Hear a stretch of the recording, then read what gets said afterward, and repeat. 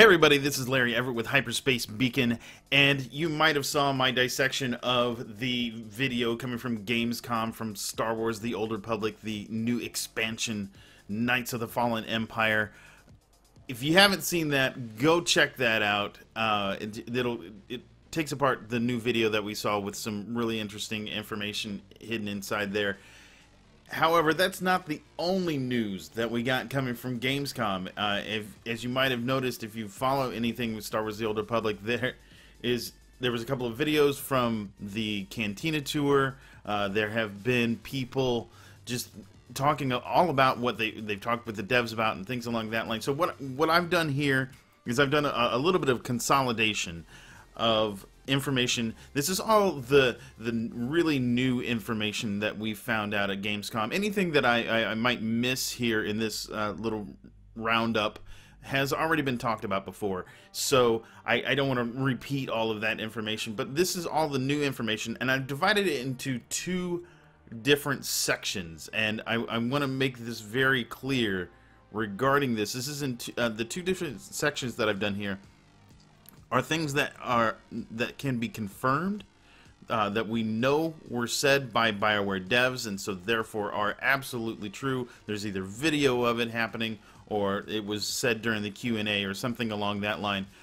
The other portion of it is the reports coming in from people that talk to devs during Gamescom, and it's not any less true necessarily. It's a little bit more difficult to confirm. There wasn't, in certain cases, there weren't reports as to which dev they were talking to, and I really appreciate all of the guys that were out there at Gamescom giving us back this information. So keep doing what you're doing. You're doing a great job. I appreciate it. So let me start with this little consolidation here.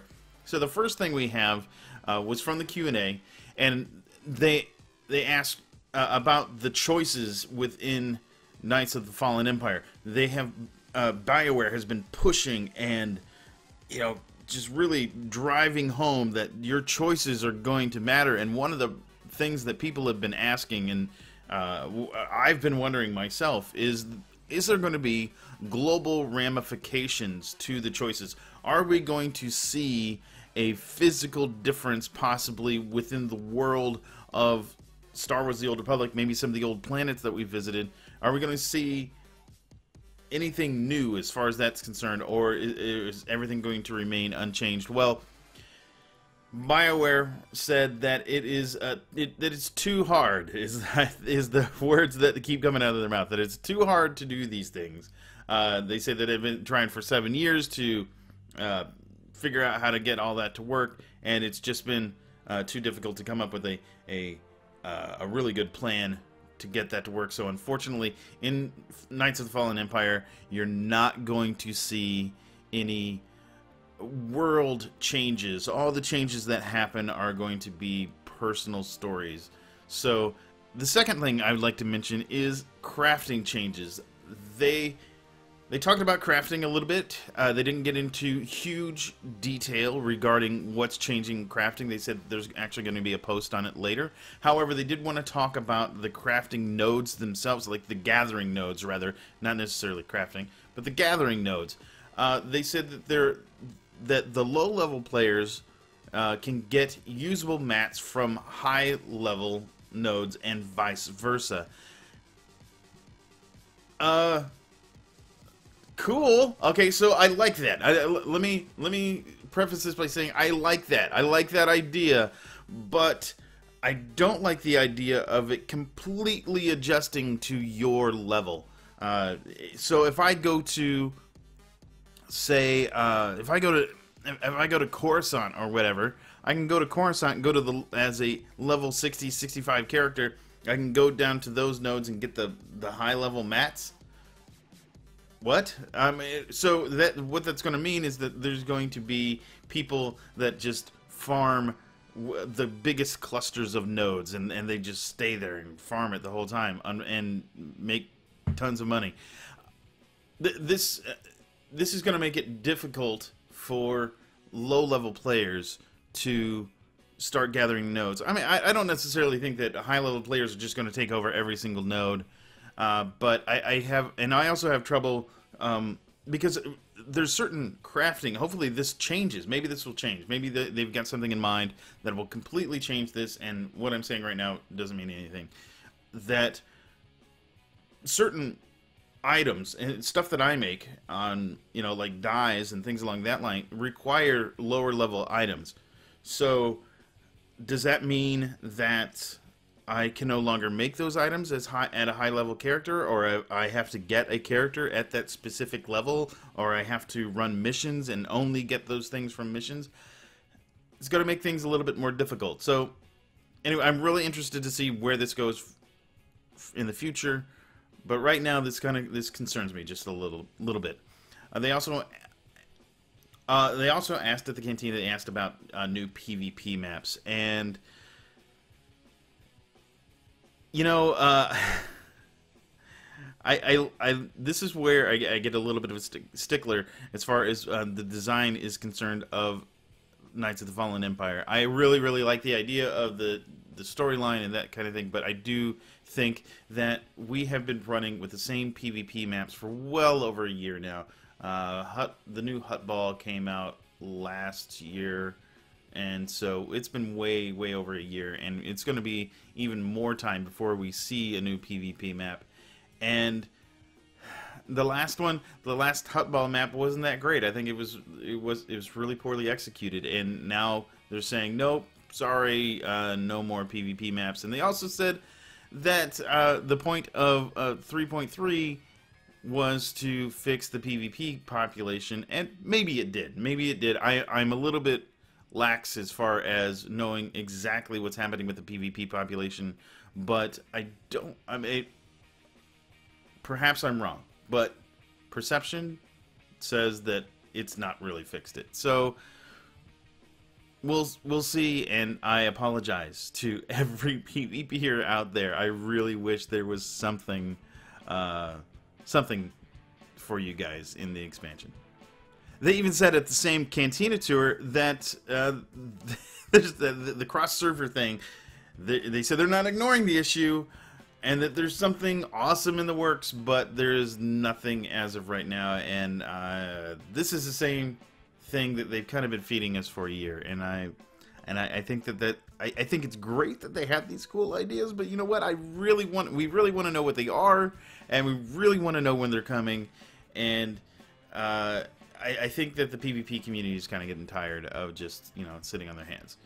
This also leads into the next thing I'd like to talk about really briefly, is that operations.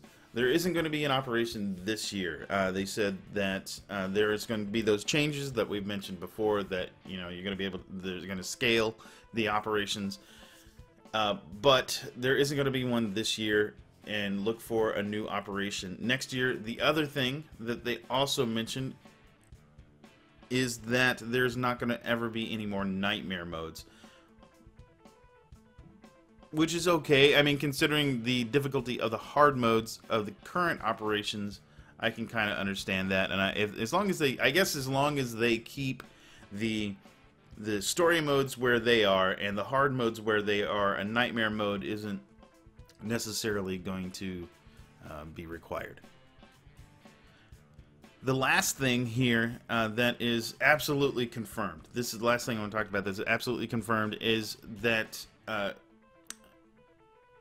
Gamanda, I hope I'm saying that right, a German gaming website, talked to James Olin and asked about the changes of the past content. So we know that once you hit 60, that you're pretty much not going to go back and do some of the older stuff, and that we also know that a fresh 60 is not going to be able to go back and do the older stuff at all.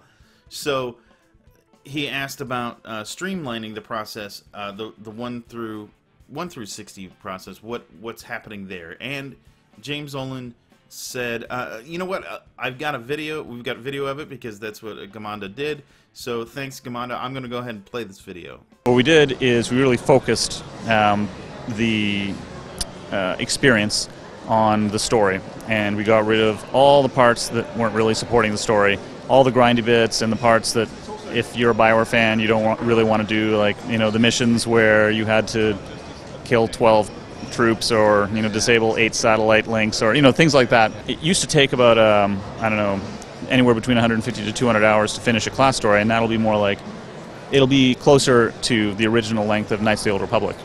They did talk about a hub for Knights of the Fallen Empire, and KotFE asked about this new. Is it going to be a new fleet? What is it? And KotFE, although this is one of those, or we don't know exactly who said it. KotFE reports saying that yes, it's going to be similar to Ziost, but imagine it being the new hub of the expansion. It is close to the size of the current fleet's main level. So looks like it's going to be rather large, unlike the one at Ziost, which is really kind of tiny, quite frankly. So this is going to be a little bit of a larger hub that we're going to have just for Knights of the Fallen Empire. Lastly, I want to talk about what Keandra reported, and this comes from Ben Scott. Keandra actually named a developer here. Ben Scott said that you will be asked twice before starting the Knights of the Fallen Empire's story. And what this means is once you start the Knights of the Fallen Empire story, which goes for brand new level 60s and older, like leveled up to level 60 characters, all the unfinished class stories, the companion stories, especially like you know, story like quests that happen. Maybe what's not confirmed is dailies or not. Does that include dailies? But like it does include like Rishi and Yavin and Ziost. Those stories you will not be able to go back to once you start Knights of the Fallen Empire. And Ben Scott says that you will be warned twice before that starts. So there you have it. That is the highlights. There's other little tidbits that you can find out. I know that Dolphy has a really good wrap-up of it. There is going to be a wrap-up from Utini Cast. They did a recording last night that I watched. It was really, really good. So thanks for tuning in. I have been Larry Everett. You can follow me on Twitter at Shadow, SHADDOE. Hyperspace Beacon is also on Twitter at HSBeacon. Of course, you're catching us on YouTube here at youtube.com/hyperspacebeacon. We also have hyperspacebeacon.com, hyperspacebeacon.tumblr.com. So you can find us all around the internet. And of course, I stream every once in a while, and I give away prizes and things along that line. I stream my raids on Wednesdays and Sundays on twitch.tv/hyperspacebeacon. So catch us there. If you like what you see here, if you want more of these videos, I'd really appreciate a subscription through Patreon. This is a voluntary subscription that helps support what's going on here, and so that I can make more videos for you guys. Appreciate it. Go to patreon.com/hyperspacebeacon if you'd like to subscribe there. Whether or not you subscribe, I am still going to make videos for you free of charge. So thanks a lot for tuning in. Like it, subscribe to YouTube, and I will see you again soon.